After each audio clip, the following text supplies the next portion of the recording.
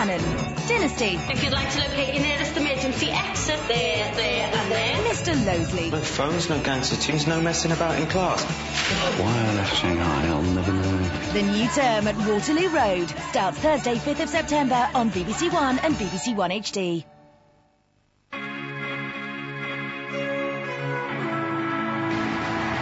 Now on BBC One, the late night latest with the League Cup show.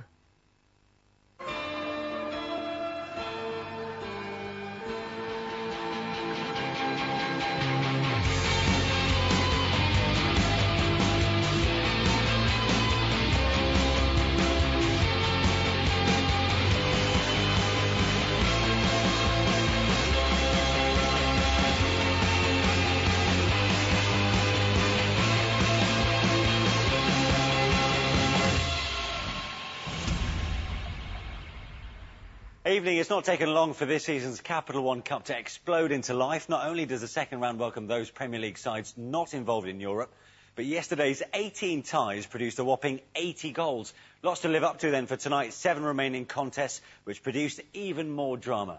And Steve's with me tonight to reflect on a frantic second round. League Two's Morecambe are developing a reputation for cup upsets. Tonight, Newcastle United were the visitors to the Shrimps Globe Arena, and we've action from an absorbing cup tie. Fulham are adjusting to life after Mohamed Al Fayed. Yesterday, Martin Yole's side faced a tricky away tie at a club going well in League Two, Burton Albion.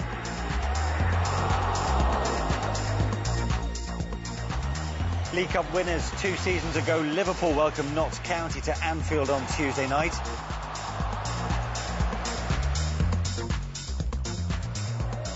With the second round producing another goal fest, we've all the drama and a few upsets coming up.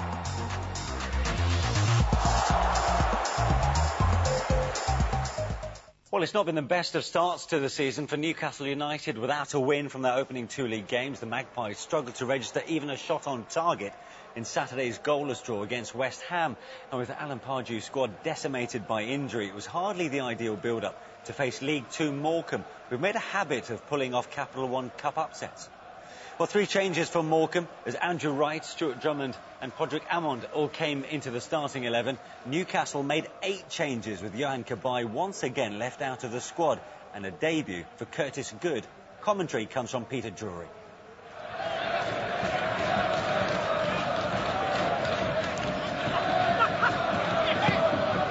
Jan. Wilson won it, Fleming hit it, and Elliott got behind it. Suddenly opened up for Andy Fleming. Breakdown in communication in Newcastle's back 4.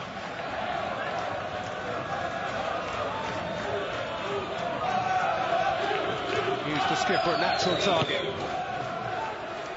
Williams fall in, off the line twice.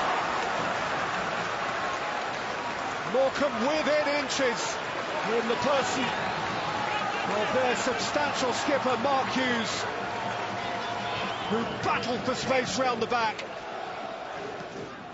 Sampson! Smuggled off the line. My goodness me, Newcastle are living on their nerves here. Same man on the line, Dan Gosling. This time to deny Podrick Amond. Debuchy receiving from Marvaux. Gouffron dashing in front of him. Johan Gouffron. Debuchy's cross. Roach behind Gosling's header. Close to a threat that Newcastle have provided. It's taken them the best part of half an hour.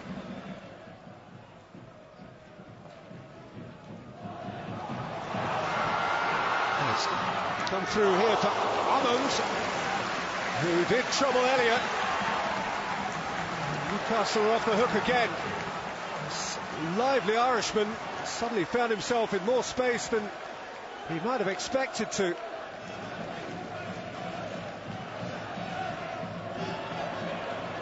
Out by Good, pounced upon by Fleming. Slip through for Amond. In goes Ellison. And Elliott had to improvise something unorthodox and thump it away. A goalkeeper far busier than anyone would have anticipated coming into this tie. It's a really good double save.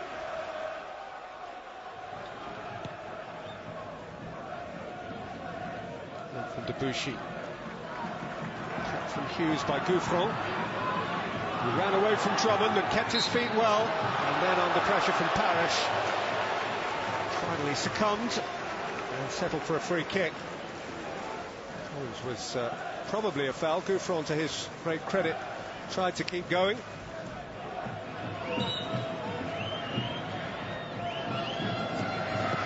Bigarimana!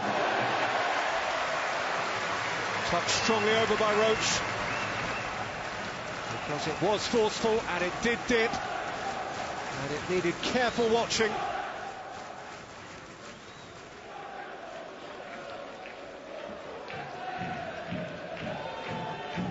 Marvo.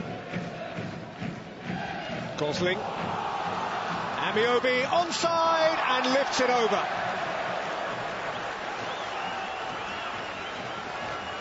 Well, the world waited, looked for a flag, there was none. And then anticipated a bulge of the net, and again there was none.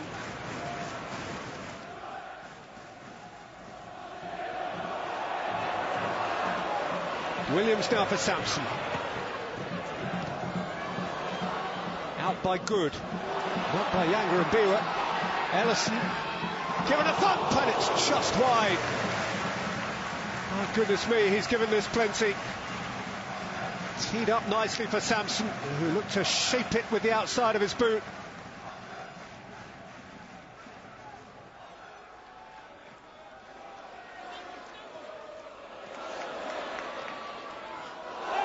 Sammy Amiobi had his ankle tapped and has a free kick.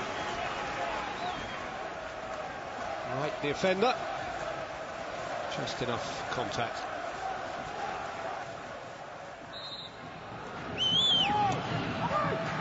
Marvo's take. Looked out as far as Gosling, who can reload here. In goes Marvo! And he's cleared the crossbar. And there was nothing between him and goal here, Sylvain Marvo. Gosling did really well to retrieve it and to play such a threatening ball in. Domet got a piece of it, Marvo got a lot more.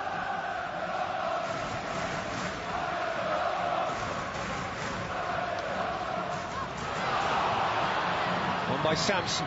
Williams. Sampson. Sampson! Worthwhile effort.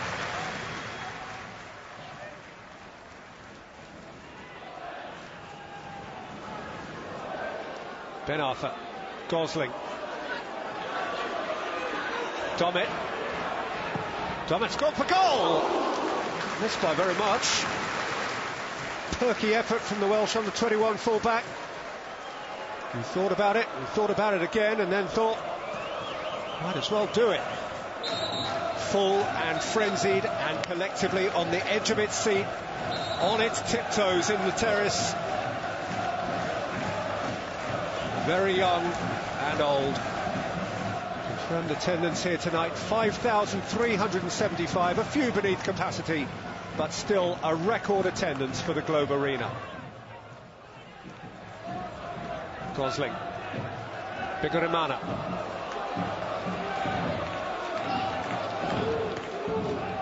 Ben Arthur. Shola Amiobi scores! And nearly 4.5 hours into the new season, Newcastle United finally ripple a net. It's mighty hard on Morecambe, who've contributed so much to this cup tie. But it's utterly typical that the dependable senior pro, who is Shola Amiobi, should be the one to step forward, and Pardew finally with a smile. Last chance, in by Diagne, up got Debuchy. Debuchy cleared for Ben Arthur, and Newcastle now can surely run down the clock. Sammy Ameobi with a chance to seal it right at the end. Shola's got one, Sammy's got one, and Newcastle are through.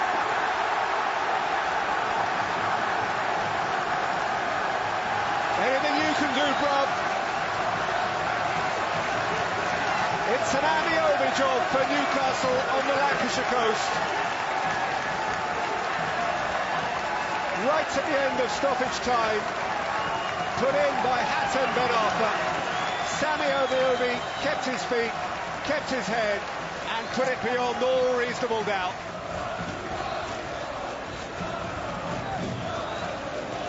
Maybe time for one, there's not time for two, there's not time for anything more. Grand, classic, old-fashioned cut tie in the traditional British sense. Much reason for Morecambe pride, and Newcastle have survived the scare 3 here to go through to round 3 of the Capital One Cup. Winners at the Globe Arena by 2-0. We had to play our very, very best with the players we had out there just to squeeze through.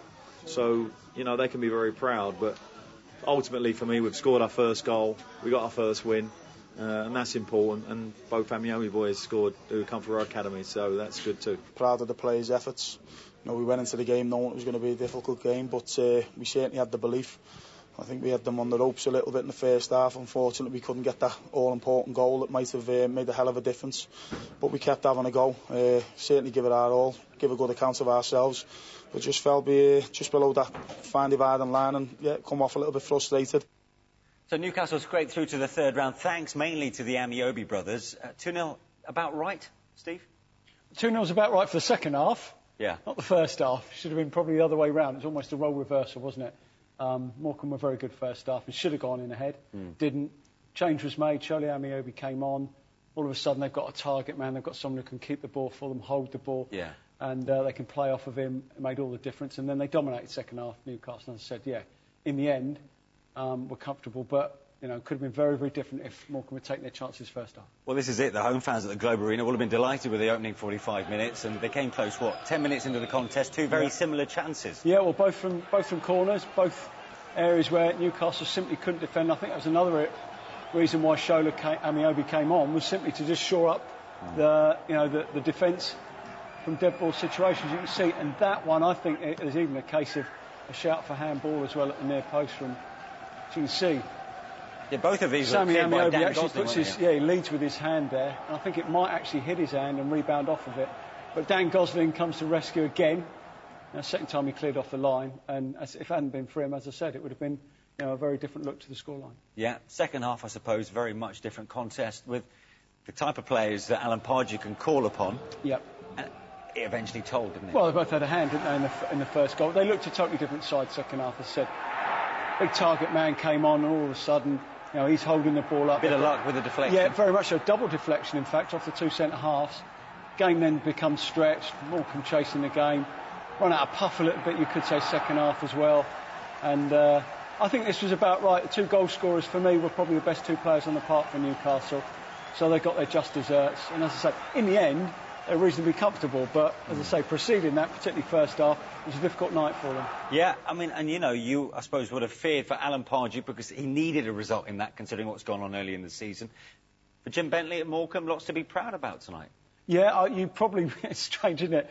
But probably the manager who's lost the game will probably be the happier of the two as to the positives that he's got to take out of it. So, yeah, as I said, they were, for an hour, they were very, very good. I think that just that little bit of Premiership class told in the end. Now, despite being tipped for relegation from League Two, Accrington set to the... But the River... James...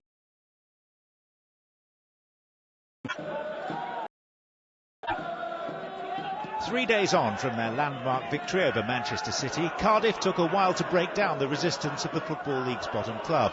Malky Mackay made 11 changes, and not until the second half did his team fashion a decent chance. Tommy Smith thwarted. When a goal did finally arrive on the hour mark, it was worth the wait. Don Cowie's flick providing a platform for the skills of Nicky Maynard. Sadly, there were only 1,600 people in the ground to see a special goal. Accrington came from behind to win at Middlesbrough in round 1, but any chance of a revival was stifled just 90 seconds later. Jordan Much doing the legwork for Gested's rudimentary finish. No problems for the Bluebirds in Lancashire.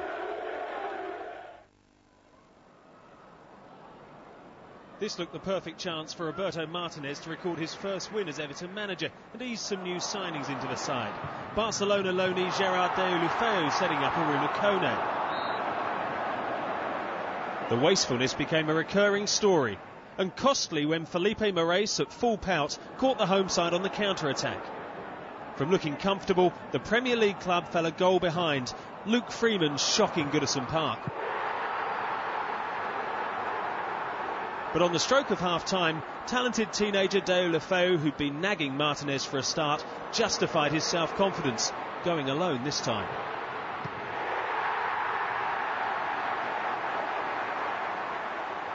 After the break, Kone's quest for a debut goal continued.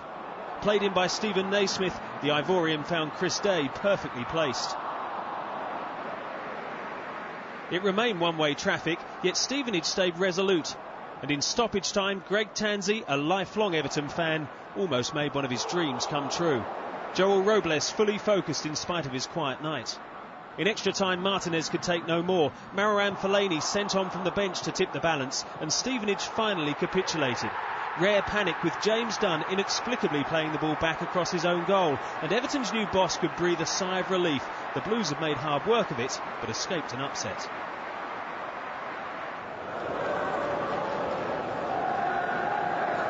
With Aston Villa naming a strong side, the last thing Rotherham could afford were any acts of charity. But that's exactly what Kari Arnason provided 19 minutes in. And Andreas Weimann took full advantage at the second time of asking. And the Icelandic international offered another helping hand to Paul Lambert's side just before half-time. Gabriel Agbonlahor took up the running and served up a perfect cross for Christian Benteke.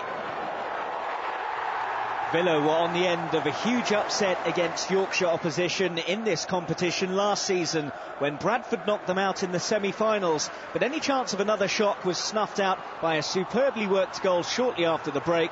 Benteke's beautiful ball in, delightfully drilled home by Fabian Delph.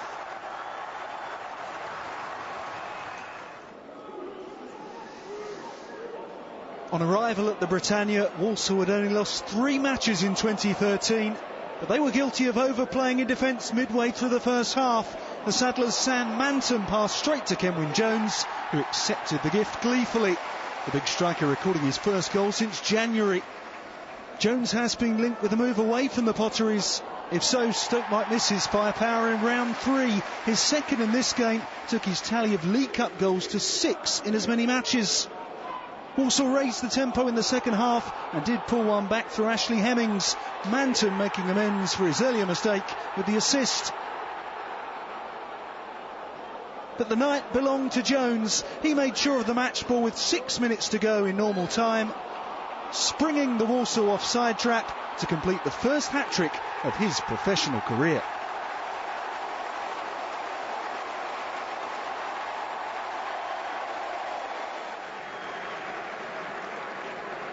Championship leaders Nottingham Forest would have been warm favourites to send Millwall packing at the City Ground, even more so after Matt Derbyshire stuck them in front. But they failed to kill the game, and Liam Feeney's first goal since January took the tie into extra time. Feeney on hand after John Marquis's shot came back off Forest keeper Doris de Vries. But it was the teenage defender Jamal Lascelles who booked Forest's place in round 3. Greg Halford's corner knocked square by Dexter Blackstock, and the England under-20 international nodded home inside the 6-yard box.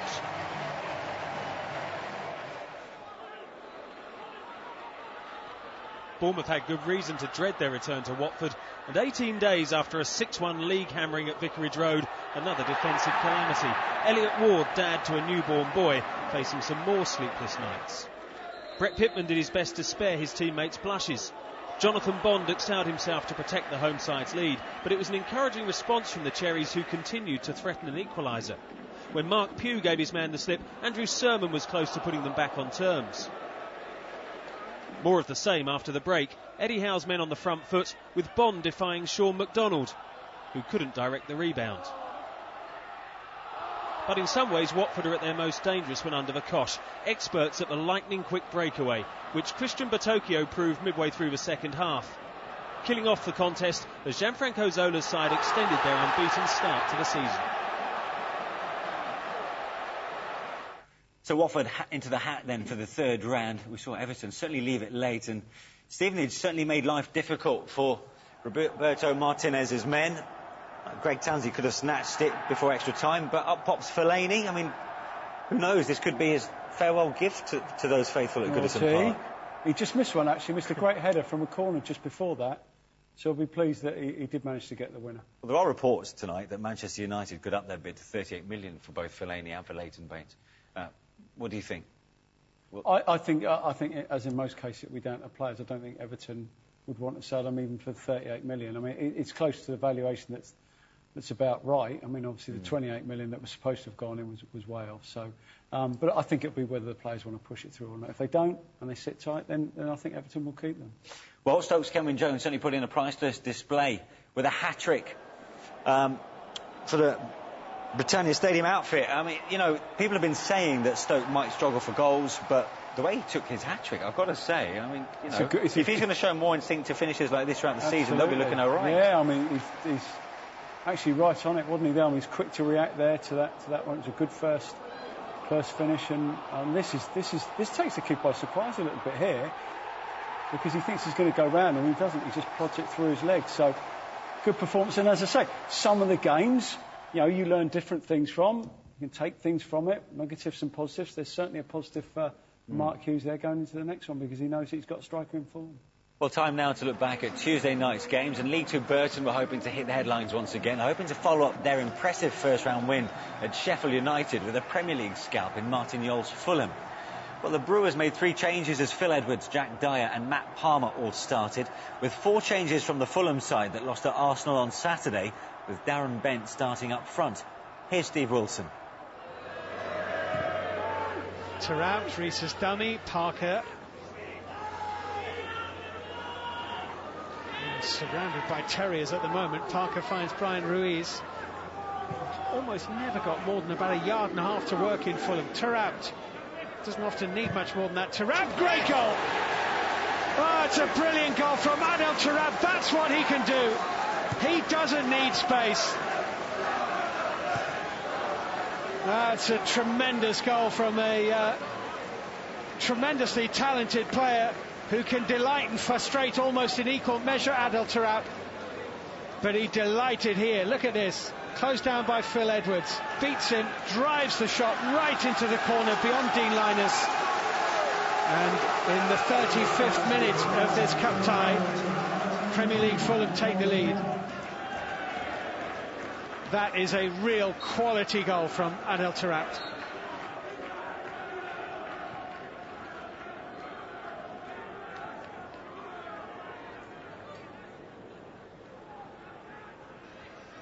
That's a risky back header. Bent is onto it.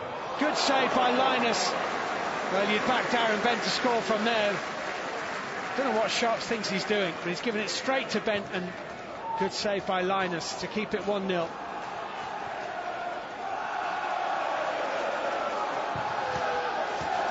That's a good ball.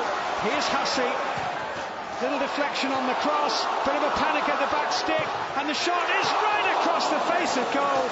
And wide from Jack Dyer.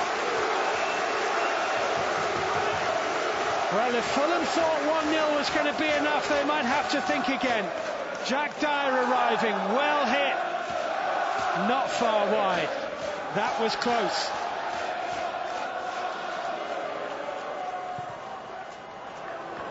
Here's Symes looking for Hussey. Hussey's ball in, too high for Reed. Dyer! Great goal! They've done it! Jack Dyer with the equaliser. 84th minute and Burton are level. And the equaliser has been coming. Fulham had been warned, didn't heed the warning. And Gary Rowett's side are level. Hussey, great ball in. Jack Dyer arriving. Great control. chance. Burton Albion 1, Fulham 1. It's a tremendous finish from Dyer. Look at the control on that. Wow. He wanted to be on the coach and heading home by now. It's Kacaniklic left-footed into the box. Symes got his head on it. Good striker back, helping out the back line. Kacaniklic to the byline. Can tee it up for Darren Bent here. Got the shot away. What a good save by Dean Linus. That is an excellent save from the Burton keeper. I think Darren Bent thought that was in, and Linus made a very, very good save.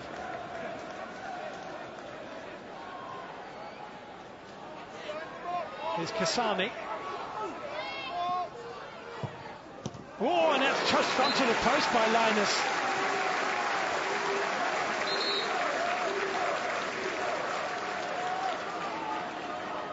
Good save by Linus, touching the shot onto the post. Ruiz. Kasami in support. Ruiz. He can feed Kacaniklic. He has. Square from Kacaniklic. And unbelievably, it hasn't gone in from Sasha Rita. Well, Sasha Rita here might not have been expecting the pass from Kacaniklic, but he got it and drove it right against the face of the post. McCrory. Blocked by Rita. Now Hussey.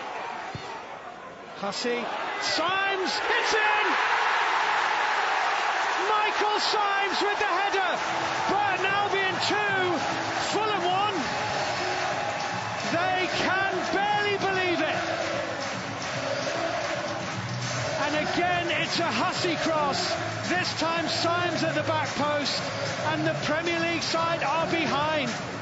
Hussey's been outstanding all night. Another great cross, knocked up to the back post. Symes arriving, textbook stuff, downward header, squeezed inside the post. Burton 2, Fulham 1.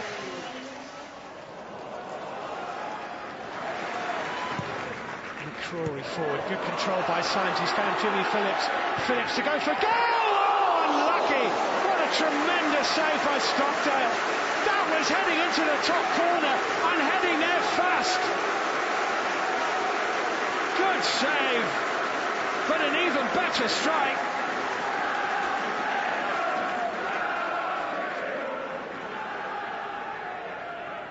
Kacaniklic. Parker. Queuing up to his left-hand side. Parker goes for goal and hits the bar. Deflection there as well. Can they scramble it away? Burton. It's Rodallega. It's 2-2. It's 2-2 with 3 minutes to go. Hugo Rodallega. And this might now be going the whole way to penalty kicks. Well, Scott Parker here attacked the penalty area. Massive deflection off the bar. Then Burton just couldn't get it away. And Rodallega hit it firm and true into the roof of the net. And victory is snatched for the moment from Burton Albion. But who knows what this game has to offer next. It's 2-2. Parker. Referee blows his whistle, and this cup tie has run 2 hours, but there's still more drama to come.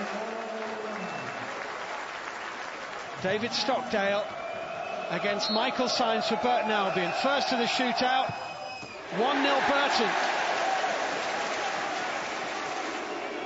Darren Bent scores 1-1.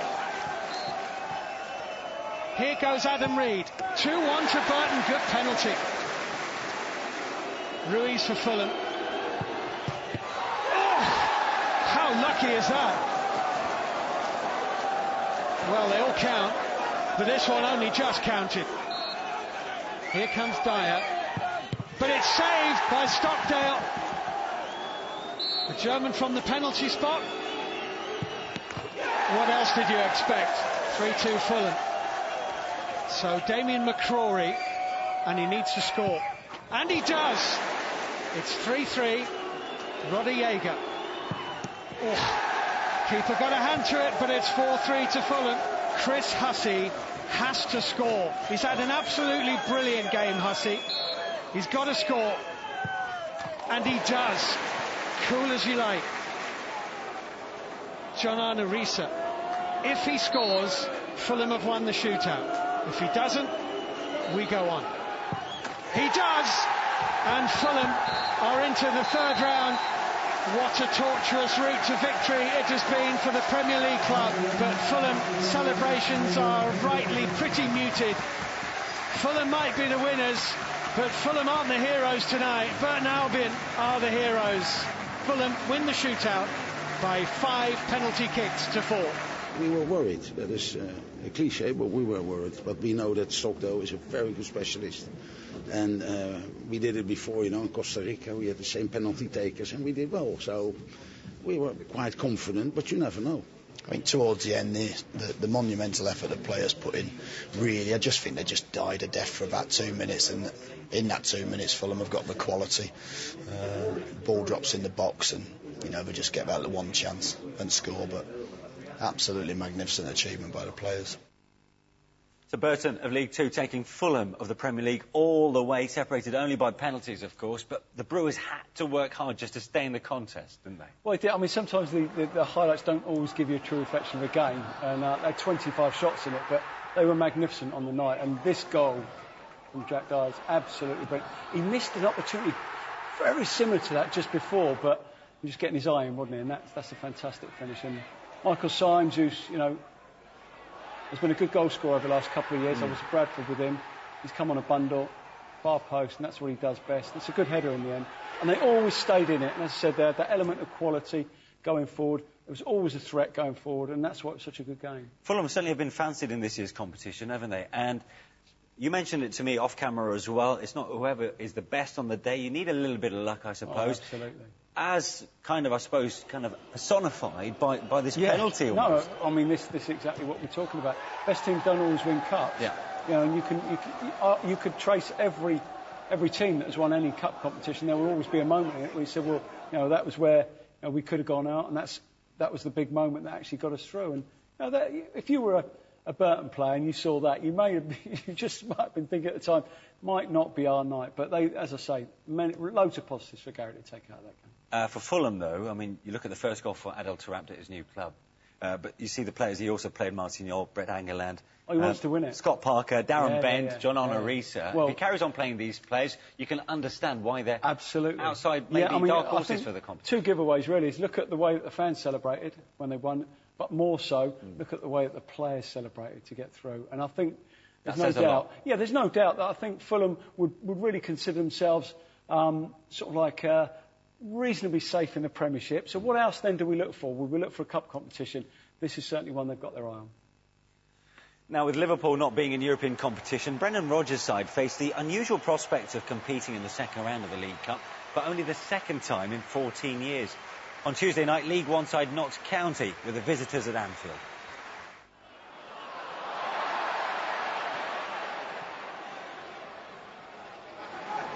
David Bell. Raheem Sterling. Sterling is still going for Liverpool and scores. Less than 4 minutes played. Raheem Sterling has had a trying time off the pitch over the summer, but he remains one of the brightest young talents in the Liverpool firmament. Most of this his own work.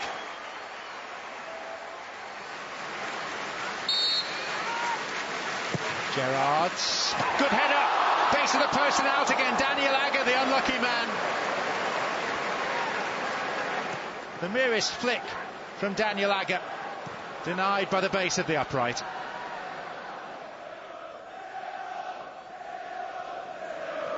Gerrard. Lovely ball. Sturridge! Super goal!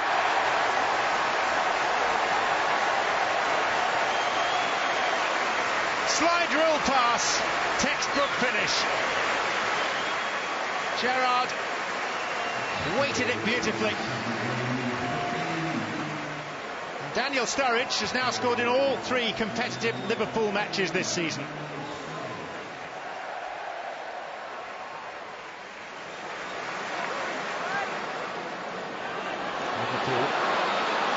flowing. This is Sterling. It's Gerrard. It's the outside of the post this time. Steven Gerrard locating the outside of the same post. Was struck by Daniel Agger a little earlier.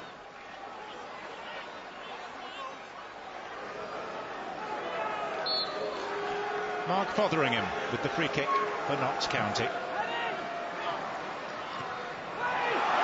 And there's Aka! One back for the League One team. Jan Aka. Not the most frequent of goal scorers, his career record would suggest. But he's there to score Liverpool. Level with Toure. Others might have taken a different view. Plays it back in towards Sturridge, headed out by Manny Smith. This is Jordan Ibe. Gerrard. Good ball in. Deserved a better fate than that. Kolo Toure. Not the most natural of finishers. And it did rather show. Gary Liddell. Callum McGregor. Onside and a chance here for Notts County. It's 2-2. And it's the substitute Adam Coombs.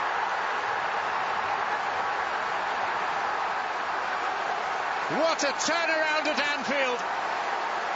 And Notts County work this well. And Adam Coombs enjoys his moment on the big stage. Labadie comes off Gerrard. Now here's Curtis Thompson. And Gerrard steers it away to Philippe Coutinho.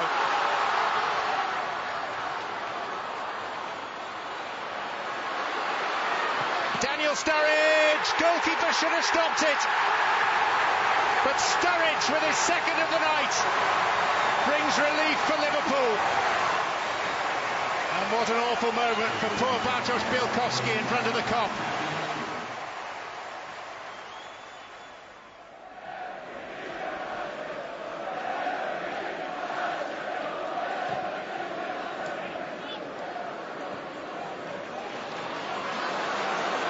Henderson. Good play, Jordan Henderson. 4-2 Liverpool.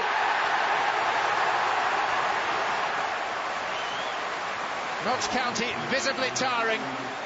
Jordan Henderson took that supremely well.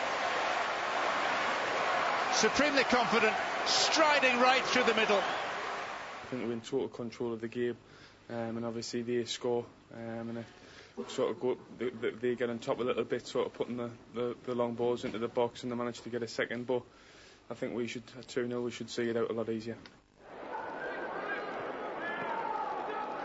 Crystal Palace manager Ian Holloway knows all about the pace and power of J. Emmanuel Thomas, but his players could do nothing to counter it. And just before the hour marker, the former Arsenal youngster ripped Bristol City in front, having raced from deep inside his own half. Emmanuel Thomas was signed by Holloway's Blackpool 4 years ago, and he tormented his former boss again when he started the move, with Scott staff burying the second goal. The Palace response from Owen Garvin was sweet, but it arrived far too late, and Bristol City, inspired by Emmanuel Thomas, had taken out a top-flight team in cup competition for the first time in over 40 years. When I talked to him about coming here, I said, look, you're too good for League One. But he wants to come play games, so we gave him the opportunity, and he's responded in kind. I'm disappointed for the lads. I thought parts of the first half we had things going, and we just lacked what we had in abundance last year, which was goals up the middle and people who could run with it out wide. Tranmere beat Bolton in a League Cup semi-final back in 2000. Coming off the back of a 5-0 home defeat by Peterborough on Saturday, Ronnie Moore's men needed a good start against their championship opponents, and they got it. Cole Stockton quicker to the ball than Zap Knight, the teenager on target on the stroke of half-time. Bolton haven't yet made the impression expected of them this season, but they were level midway through the second half. Jermaine Beckford's first goal as a trotter, having been both a fox and a terrier last season. Extra time came and went, and Owain Fon Williams emerged as the decisive figure in the shootout. His save from Andre Moritz handed Tranmere the advantage. Jean-Louis Akpa-Akpro consolidated it. And the role of wrong man in the wrong place at the wrong time, every shootout produces one, was performed by Alex Baptiste. The Welsh keeper's second save earning Tranmere a place in round 3 for the first time in 12 years.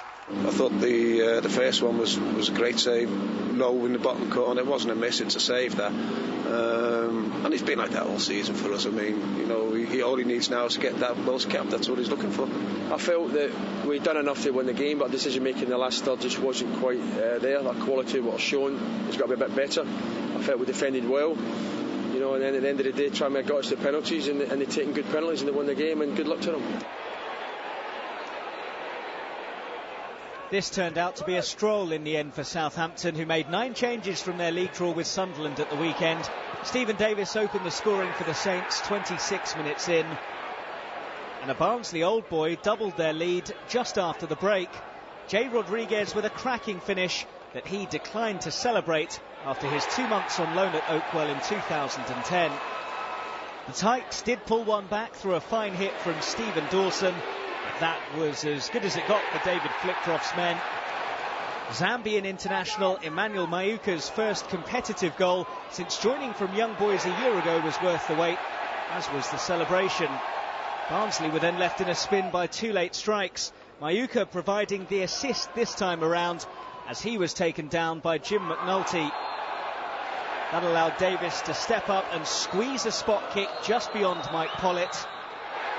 And the Tykes were hit for 5 for the second home game running in stoppage time when Gaston Ramirez waltzed through.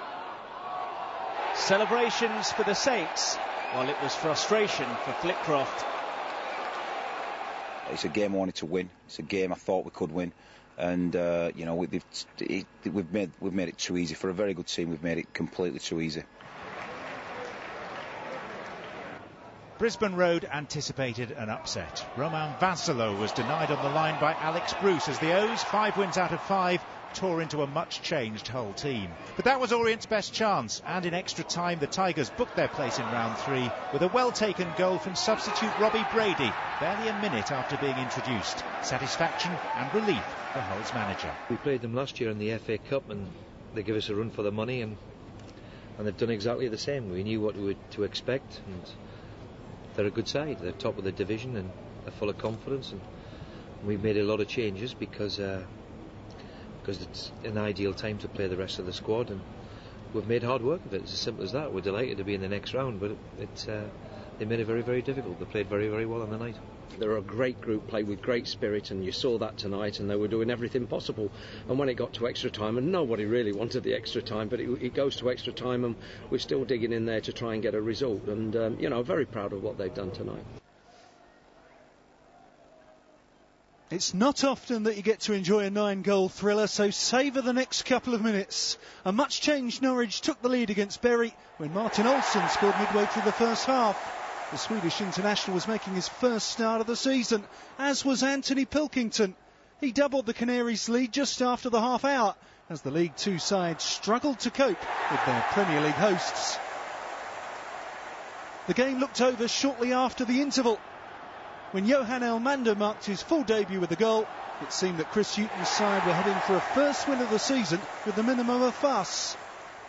But at that moment, the match began to resemble a video game. 6 more goals were scored in the final 18 minutes as Carrow Road got its money's worth. After Marlon Jackson struck the bar, Anton Forrester salvaged a bit of pride for the Shakers. But Norwich restored their 3-goal cushion seconds later. Elmander made it 4-1 with his second of the night. Robert Snodgrass doing the hard work before teeing up the former Bolton striker. But still it wasn't game over. Tommy Miller's free kick fell nicely for William Ejenguele, and he made it 4-2 with over 10 minutes of normal time remaining. But moments later, Leroy Fer extinguished all hopes of a Bury comeback. His first goal for the Canaries made it 5-2, as Norwich added a touch more respectability to the scoreline. Then, on the day that Roy Hodgson declared that the draw between United and Chelsea was his game of the season so far, there were 2 more goals in injury time. Stephen Whittaker for Norwich before Burnley smashed in the goal of the night.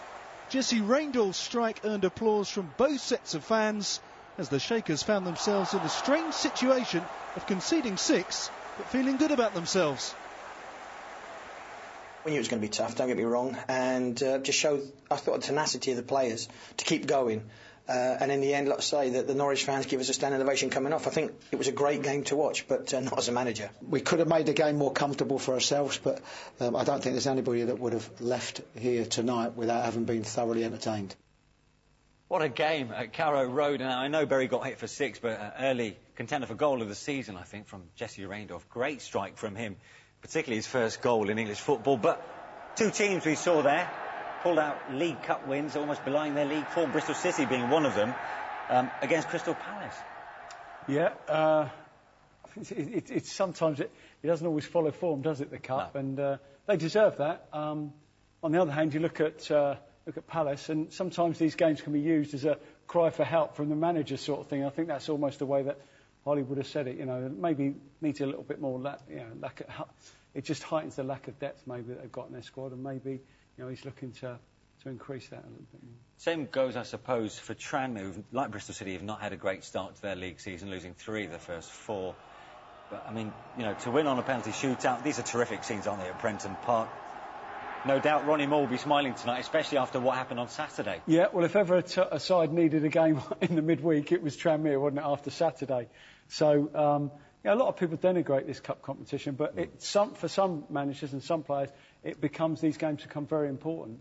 And all of a sudden now they can turn that negative from Saturday, and all right, it won't be forgotten, but they can put it to one side and concentrate on the positives they've taken out of this game, but also look forward to the game, the next league game, certainly in a more positive manner than they did if it was coming off the back of us, a 5-0 defeat. And a great story seeing Ian Goodison, named man of the match, who's approaching 41 years in a few months' time. Yeah, it's brilliant. Get me boots out again.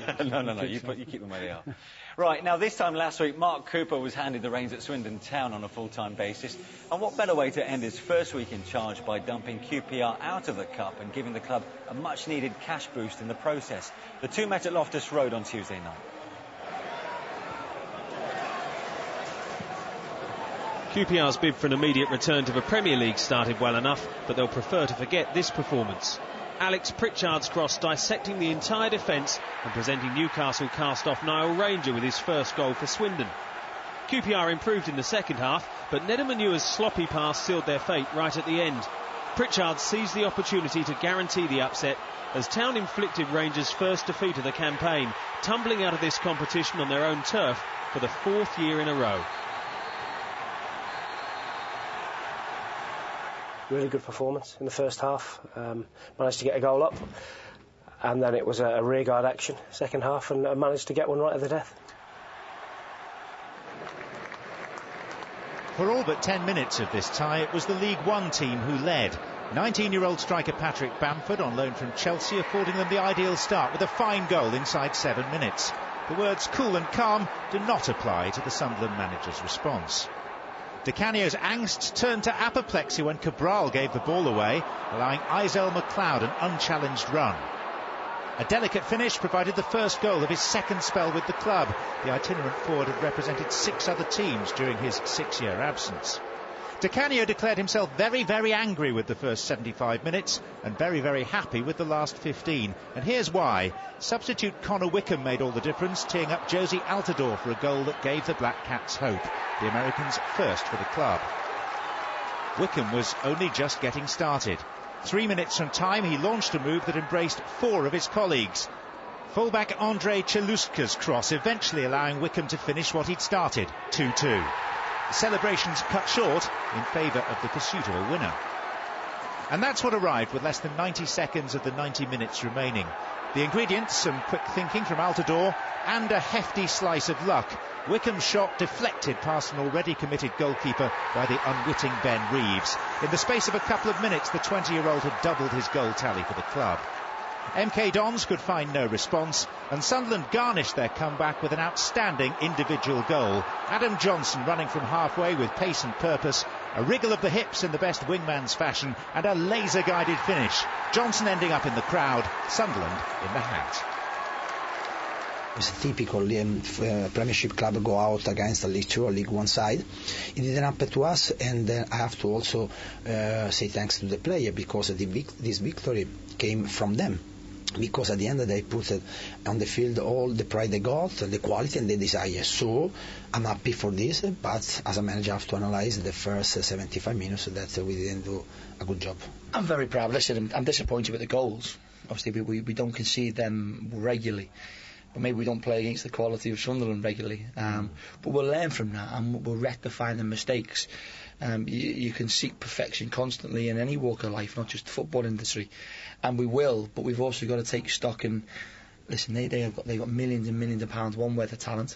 Two, worth of equipment to physically be at a level that is far surpasses ourselves. But for 78 minutes today, I thought we were by far the better side.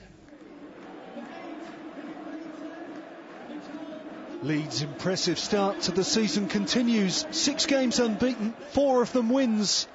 Doncaster held them at bay until 4 minutes before half-time, when central defender Scott Wootton scored on his Leeds debut.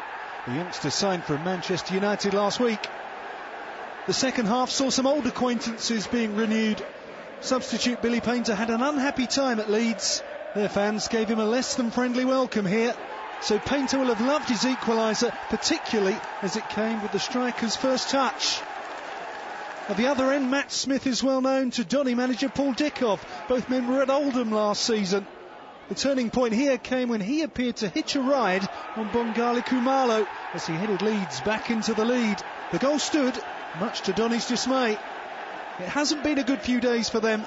On Saturday their match was abandoned when they were 3-1 up at Charlton. They lost here by that same scoreline. Dominic Polian drew a rash challenge out of Reece Rabara, giving Ross McCormack the chance to settle it from the spots.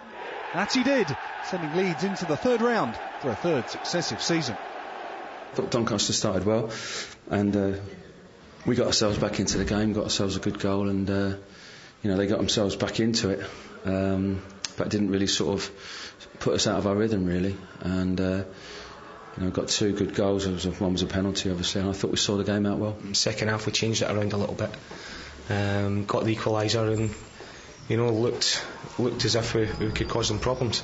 Some of our play got back on top, and then we've conceded from another cross, which we've just seen it again. It's a foul. Any other time that happens, we've had it. We'll see it in games all the time. It's a foul on Khumalo.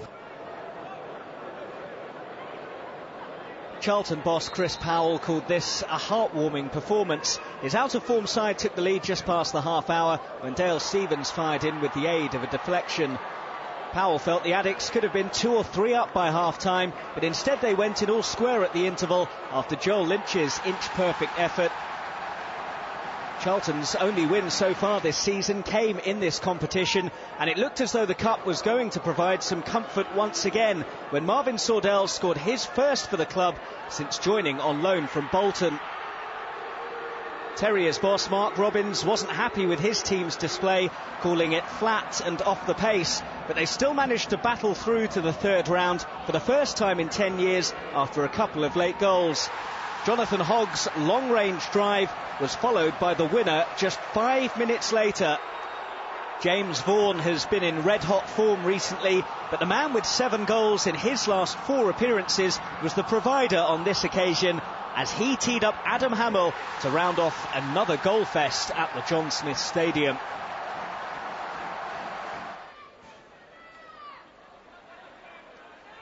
The 3,500 present at Huish Park are unlikely to forget what they saw in a hurry. Birmingham's second visit to Somerset in 2.5 weeks got off to a positive start when Kyle Bartley headed in Neil Eardley's corner. Barely a deep breath later, Yeovil were level. Ed Upson's free kick, a fine example of the art. The Glovers have never reached round 3 of the League Cup.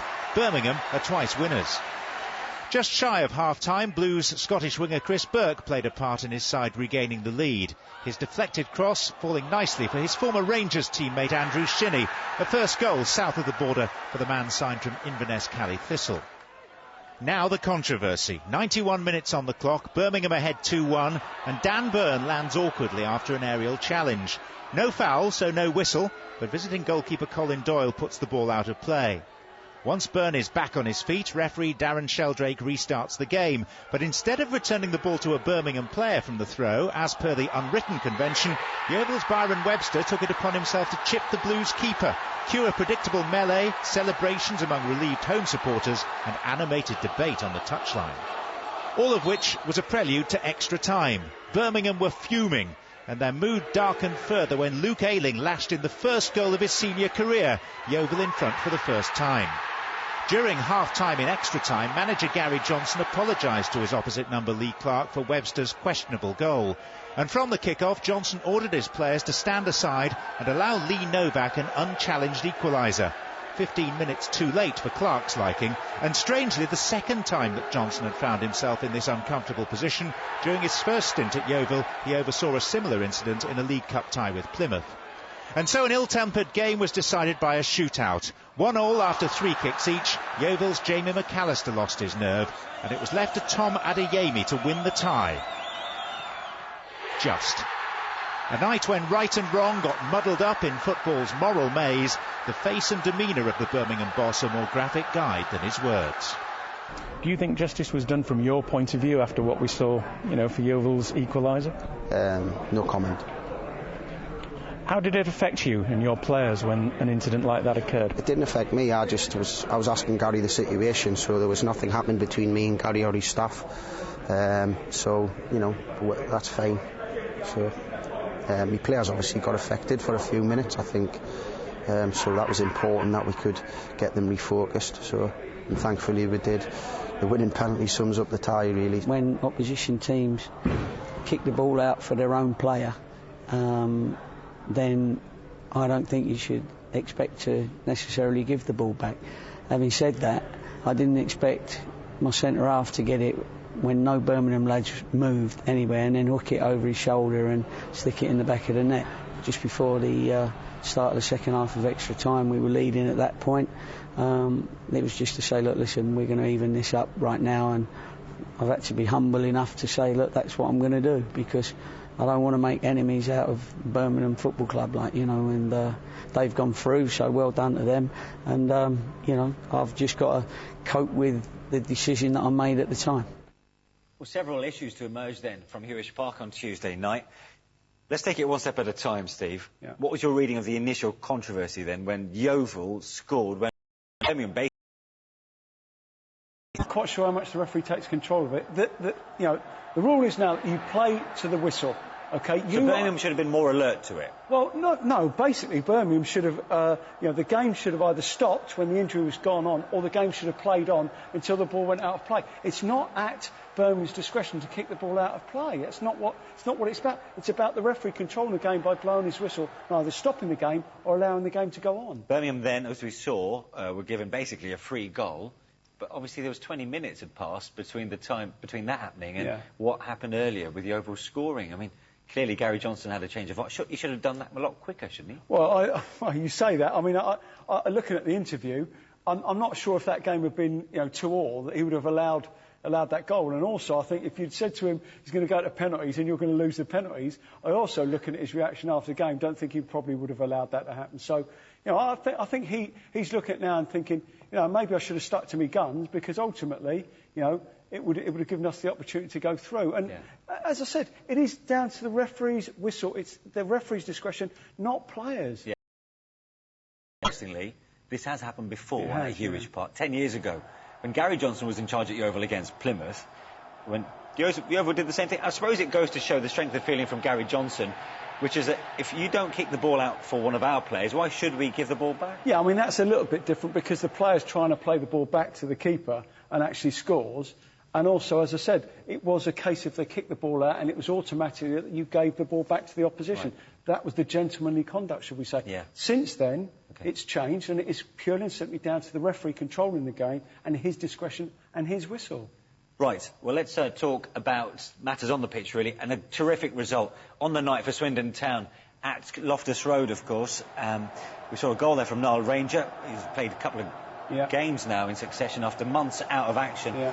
And then Alex Pritchard in injury time. I mean, it was great for Mark Cooper, who's only just taken up the reins full time. Yeah, absolutely. And I mean, so much has happened, hasn't it, over a short space of time there. Still retained a reasonable side squad, even with the amount of players that they've got rid of. But this is a fantastic result.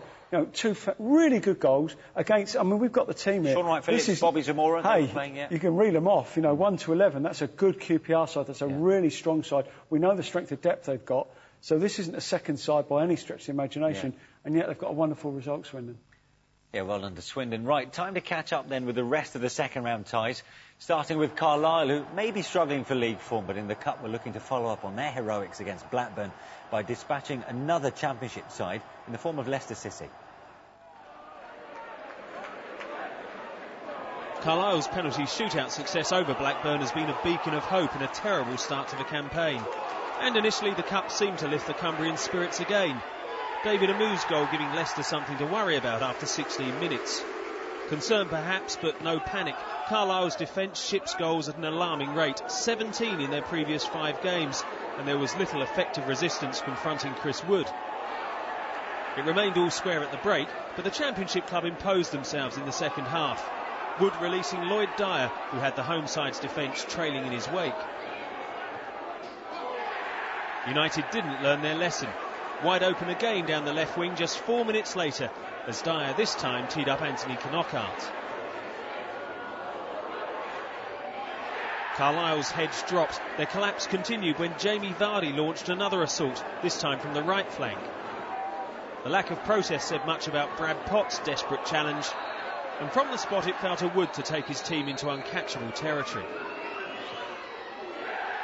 Leicester still weren't satisfied. Wood was on a hat-trick now, and the team's 4th goal in the space of 16 minutes earned him the match ball and made absolutely sure Leicester would take their early season record to an impressive 5 wins from 6.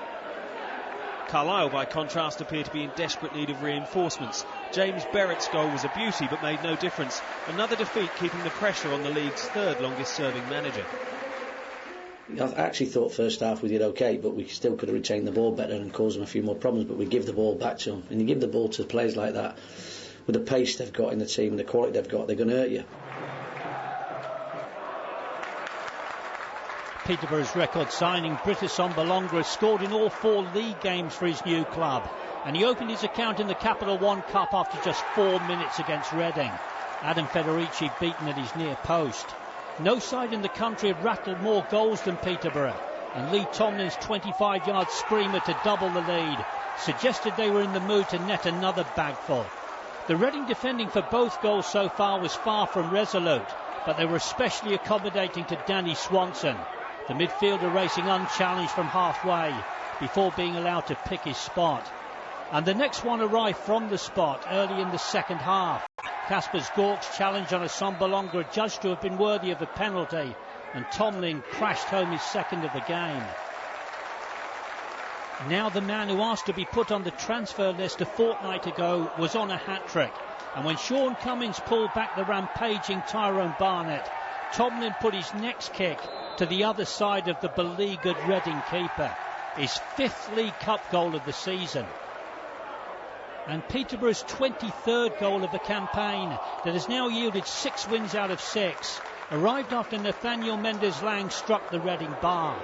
It was provided by Jack Payne, his first goal for the club, and Reading were in total disarray. Well done to Peterborough. You know, they've scored an early goal. You know, we've had a bit of possession of the football, but not enough to break them down. I thought they were good in their defensive shape and countered very, very well. And they were deserved victors tonight. Secondly, apologies to the supporters who have travelled a long way. My teams always know that we've got to go out and put performance on for the supporters, and tonight wasn't acceptable. That's something that we've got to go and address. And what we've got to do is work very hard on the training ground with the group of players that we've got to keep improving, because tonight was obviously nowhere near what was required. It's one of those rare occasions, and you wish you had more of them as a manager, where every player was up there in 8, 9 out of 10 sort of thing, and from the off we were excellent. Really, really good performance. Brentford very nearly joined Derby in the Championship this season, but the teams were leagues apart in this tie. A Chris Martin header got the rout underway 26 minutes in. The Rams came into the game on the back of an impressive win at Yeovil, and the confidence flowing through the side was evident in the manner of their second. A real contender for team goal of the night, with Connor Salmon applying the finish the move deserved. Brentford arrived unbeaten this season, but that record was effectively ended just 2 minutes later, as Adam Smith's cross was met by some charitable defending, and in-demand Will Hughes took full advantage. The Bees box was a hive of activity all evening, and number 4 arrived after one of the longest ever passages of penalty area pinball. Salmon eventually managed to pounce to bag his second of the night. Martin was at the double as well late on, as he continued his strong start to the season. It's now 5 goals in his last 4 appearances, while it's a first third-round spot for the Rams since 2008. Chatting with Uwe, and he's had a few injuries and things, and promotion is his priority. So he's got some great experience for some of the younger players tonight. We didn't make too many changes. We want to try and get on as far as we can in the cup, but delighted with the lads that were out there. I knew there's a danger of the team I put out.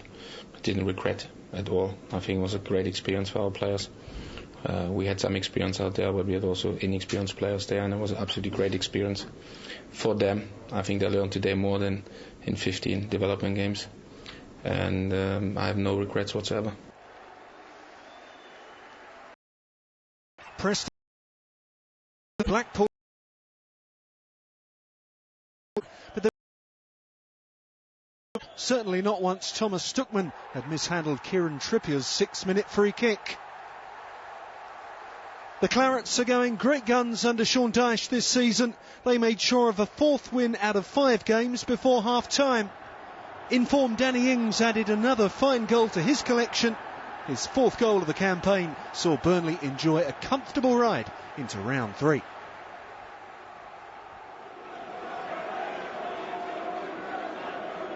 The arrival of Scott Sinclair on loan from Manchester City is certain to bolster West Brom's attacking options. But his debut against League Two Newport County was put in the shade by Saido Berahino, who neatly tucked away the first of his 3 goals after just 7 minutes. The 20-year-old thanking Sinclair for the well-weighted assist, but he didn't really need anybody's help for the second. Cutting inside on his weaker left foot before blazing across the Newport keeper Lenny Pidgley. The Baggies fans seeing goals for the first time this season. And Berahino, who's been called up for the England under-21s, was given the chance to complete his hat-trick from the spot. The clumsy Harry Worley challenge on Craig Dawson, penalised by referee Andy D'Urso, and the Burundi-born striker sent Pidgley the wrong way, and Newport out of the Capital One Cup. He's been with the first team all pre-season, and he's done really well. It's not a surprise the way he played for me, because I've seen him close up. Maybe for one or two of the West Bromwich Albion supporters that were here tonight, it's a pleasant surprise. He's a good player. We're obviously disappointed with the scoreline, but in terms of the way we applied ourselves and the chances we created against the Premiership side, that we're proud of ourselves, but disappointed with the scoreline. A rotated team gave West Ham's fringe players an opportunity to make their mark. Ricardo Vazte's goal was an ideal response from a player said to be surplus to requirements at Upton Park. By contrast, Ravel Morrison's 6 goals in pre-season have raised expectations about his future. His first start in Claret and Blue was eagerly awaited and didn't disappoint. The youngster notched a well-taken goal and collected the Man of the Match award. It wasn't plain sailing for all of West Ham's debutants though. Goalkeeper Adrian was beaten to this ball by Jermaine McGlashan. Ras van Raak's goal line clearance was in vain, as referee Graham Scott awarded the penalty. Matt Richards scored what turned out to be a consolation goal, also the first that West Ham have conceded this season. So West Ham in the hat for the third round. We'll look at the draw very shortly, by the way. 4 weeks into the season, Steve, we're running out of superlatives, aren't we, to describe Peterborough as an attacking unit. But not only are they scoring goals, they've clearly also shut up shop at the back. I mean, what a performance against Reading. It's incredible performance. a couple of years ago, we were talking about, I said to you, have a look at the stats and see how many goals that they've been involved in, you know, not just scoring, but conceding as well. Because I think they could break the record here. Because, obviously, if they've got 23 goals this year, but they've only conceded 4. You know, a couple of years ago, it had been 23 scored and 22 conceded. That's the difference. We know they're capable. We know they're great going forward. They've got goals from all angles, from every part of the pitch, which is a great sign. And I think sort of Darren Ferguson allowed himself a wry smile, didn't he, after the game, because he knows that was a really wonderful performance. I mean, even in isolation, it's a great result, but when you put it in context against a Reading side that had 8 internationals, I mean, that's something else. You look at the games very quickly, because there's so many coming in, obviously. You look at QPR, you think, did they put a weakened side out? Did the manager get the system wrong? Same for Reading. Not, you know, that's a no on both accounts. I mean, both sides were very, very strong. I mean, Reading have gone there, you know, with what you consider a near full-strength side and got absolutely hammered. So, you know, you can't take anything away from Peterborough. It was a marvellous result, and they've just kept that early season form going into the Cups as well. Yeah, well done to Lee Tomlin, incidentally, of course, on that hat-trick for Peterborough. Hat-trick too as well for Chris Wood at Leicester, who's really, I suppose, trying to recapture the spark that he kind of lost since he first arrived, because he was on fire when he first came. I mean, up till, Christmas come January sort of time. You know, certainly early on in the season, he was fantastic. He was brilliant. I know he was bobbing around, then he got his move eventually. But, you know, particularly for Millwall this time last year, he was absolutely fantastic. So he's a good player. He's still only a young lad. So we have to, you know, you do get your ups and your downs, but he's had one of those down moments. But what he'll do is he'll come out of that, hopefully. He's done brilliantly tonight. And he'll come out of that stronger and wiser. And next time he has to go through that, you know, we'll be better prepared. And talking of high-scoring victories, I suppose a couple of results really that stand out for Derby. 5-0 winners against Brentford after putting 3 against Yeovil on Saturday. Absolutely. In the way that they scored that second goal as well. The manner in which they're playing as well. You're almost frightened to talk about them as sort of being realistic contenders for that top 6. Because to say a team are flattered to deceive over the last, you know, it's been Derby, 3 or 4 years, it's been Derby. You know, just when you think they've turned the corner, they'll let you down. First time that Nigel Clough has actually come out and said, you know what, we honestly expect now to have a real go for that top 6. So he's expecting better things. Certainly the way they've started this season, you know, it looks like they're in months.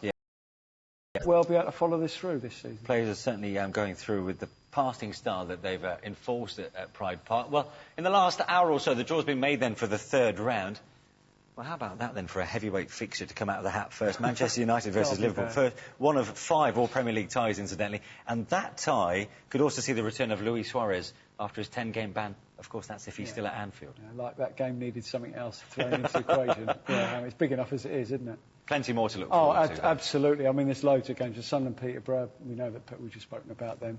West Ham, Cardiff, the Man City game against Wigan. Swindon against Chelsea was also great on that last graphic, but on this one... Yeah, we've got Villa against Tottenham, which is a great one. East Midlands derby, you know, Norwich against Watford is an intriguing tie. There's so many little interesting niches and connotations about virtually all of the games there. You know, it makes it fantastic next round. I'm really looking forward to it. Certainly am. OK, well, that's a lot for tonight. More football, though, coming up at the weekend, courtesy of Match of the Day on Saturday night at 10:20 on BBC One. Followed, of course, by all the goals from the Football League at 20 to midnight. Steve, thanks very much for your company this evening, as always. So round 2 of the Capital One Cup belongs to, amongst others, Swindon and Bristol City, as Palace and QPR's cup ambitions go west. Good night. Don't build me up. Make up your mind.